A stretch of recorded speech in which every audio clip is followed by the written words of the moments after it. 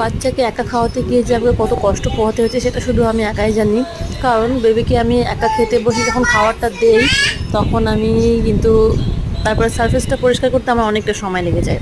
ওকে খাবার দিলে ও খাবারটা পুরোটাই ছিটিয়ে দেয়, প্রায় 7 ভাগ সে ছিটিয়ে দেয় এবং 3 ভাগ সে খায়। আমি সেই পরিমাণ করে একটু বেশি খাবার তাকে দিই, যাতে করে নষ্ট করার পরে ওর খাওয়ার জন্য পর্যাপ্ত পরিমাণে খাবার থাকে। তো এই জিনিসটা ও সবসময়ের জন্য করে, কিন্তু তারপরেও আমি আমার মেয়েকে কিন্তু একা হাতে মানে তার হাতে খাওয়াতে শিখাতে পেরেছি। এই জিনিসটা আমার অনেক ভালো লাগে।